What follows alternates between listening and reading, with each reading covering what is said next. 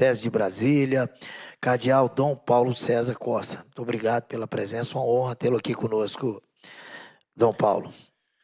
Saúdo com alegria e com afeto o deputado Wellington Luiz, e na pessoa dele saúdo todas as autoridades presentes, seja aqui da mesa, sejam aquelas que estão participando dessa homenagem a Dom Marconi. Saúdo Dom Marconi, Vinícius, com alegria, com afeto, é um grande irmão. Qual o sentido de homenagear um arcebispo católico, um homem da igreja? Se nós olharmos bem, eu elencaria 3 questões que me parecem fundamentais, ou 4 talvez. Primeiro, a questão da laicidade do Estado. Nós estamos aqui numa casa legislativa. Por que uma casa legislativa homenagear um arcebispo? Primeiro, que Estado laico não é Estado ateu.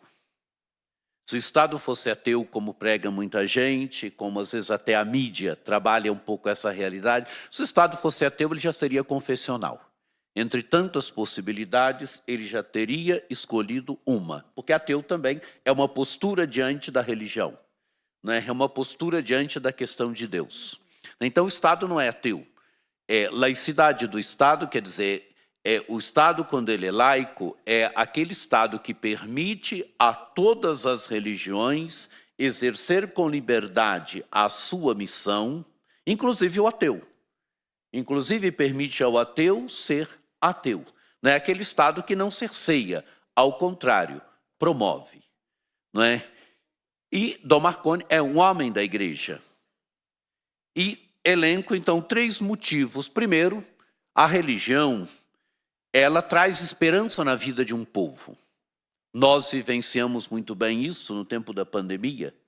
O que seria do mundo se não fosse a religião? Tanto que uma das grandes cenas que a própria mídia sempre coloca, sempre retoma, é aquela de Papa Francisco subindo a Praça de São Pedro, uma praça vazia, e rezando em nome da humanidade. Porque a religião traz esperança, isso a própria ciência comprova hoje. A forma como, por exemplo, uma pessoa vive o sofrimento, se ela tem uma religião, se ela tem esperança, e se ela não tem religião.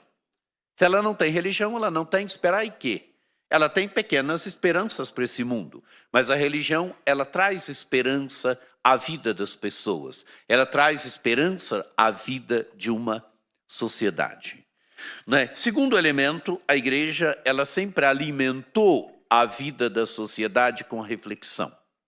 Se nós olharmos o rico patrimônio reflexivo da igreja, mesmo aqui toda a questão da doutrina social da igreja, os grandes documentos, desde a Rerum Novarum de Leão XIII até Laudato Si de Papa Francisco, a igreja ela busca sempre iluminar a vida e as principais questões da vida da sociedade. Desde a questão do trabalho, com Leão XIII, quando surgiram as fábricas e tal, e os operários não tinham direito nenhum. A igreja se pronunciou, a igreja fez um documento. E a igreja vem no decorrer dos séculos, dos tempos, iluminando a vida da sociedade com a sua reflexão. Reflexão que às vezes nem sempre agrada a todo mundo. Por exemplo, hoje eu liguei a televisão e estava um pouco uma discussão.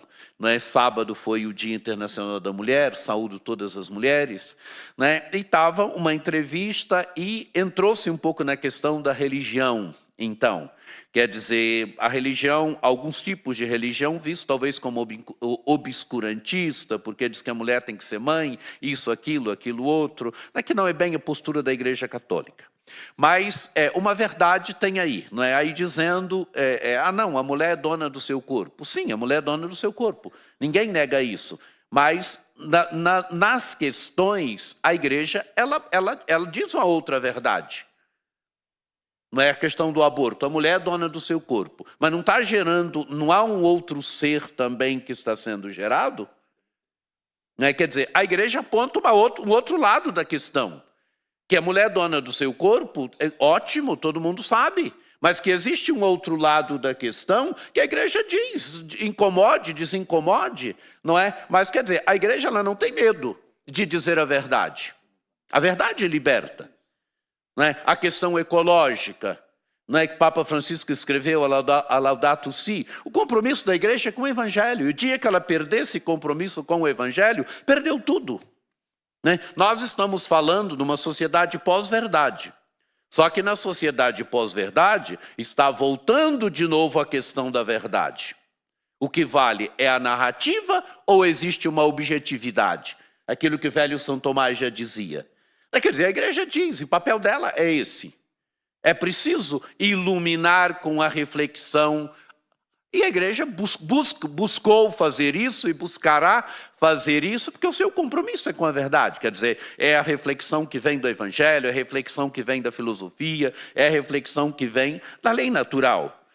E terceiro elemento, toda a questão das obras sociais que a igreja tem, de toda a incidência que a igreja tem através de todo o seu trabalho social na vida da sociedade. Não é que a religião só suga que a religião... Não, a religião dá uma contribuição fundamental à vida da sociedade. Eu me lembro muito bem do Eugênio dizia isso, que quando queriam tirar a filantropia das obras religiosas, o Dom Eugênio levou naquele tempo um calhamaço das obras que a igreja possui, das obras sociais que a igreja possui. Fernando Henrique, quando ele olhou, ele disse... Se nós acabarmos com isso aqui, vai ficar um grande vazio. Quer dizer, se nós olharmos aqui em Brasília mesmo, a quantidade de coisas que a igreja tem, a quantidade de trabalho social que a igreja tem, a gente não vive fazendo propaganda, não, porque o nosso papel é esse mesmo. O próprio Evangelho diz: o que faz a direita, a esquerda não deve saber. Mas a igreja ela tem uma incidência profunda na vida da sociedade também através das suas obras sociais. Isso para dizer que a igreja é uma instituição que busca, tem uma presença positiva na vida, não só presença positiva, mas ela tem uma presença fundamental na construção do tecido social de uma sociedade. E homenagear Dom Marconi. Dom Marconi é um homem que tem história aqui em Brasília, como foi dito. Eu não preciso retomar agora tudo aquilo que já foi dito aqui. Dom Marconi é um homem simples, Dom Marconi é um homem do povo, onde a gente vai... o povo tem um imenso carinho por ele, tem assim um carinho sem igual por ele. É um pastor dedicado, agora como arcebispo militar, ele não mede esforços por rodar esse imenso Brasil. Coisa mais difícil é encontrar Dom Marconi aqui em Brasília, Às vezes eu ligo para ele: Dom Marconi, eu passo uma mensagem, vamos almoçar. Ah, não, eu estou em tal lugar, agora está vindo do Rio de Janeiro.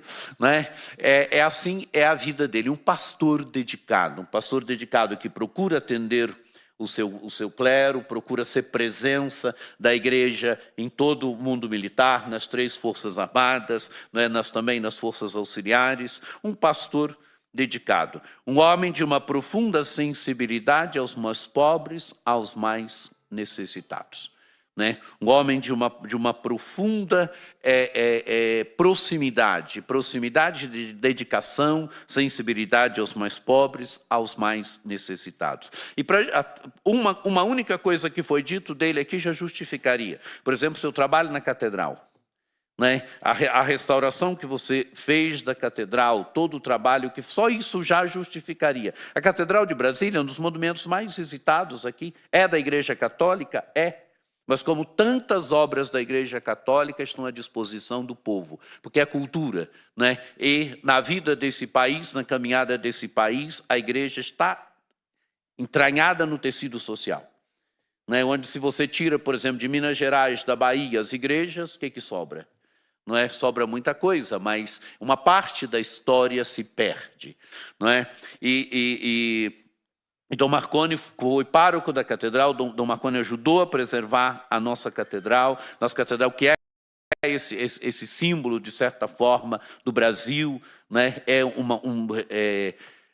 Repito, é um monumento da Igreja Católica, mas um monumento que está à disposição, onde o povo vê a beleza, onde o povo visita, um dos monumentos mais visitados dessa cidade. Então, parabéns, Dom Marconi, parabéns por essa homenagem, homenagem que engrandece, homenagem que reconhece todo o seu papel como arcebispo, como cidadão, homenagem que engrandece a nossa amada Igreja Católica. Parabéns, obrigado. Obrigado, Dom Paulo. Também é sempre muito bom ouvi-lo. O Paulo traz um conceito extremamente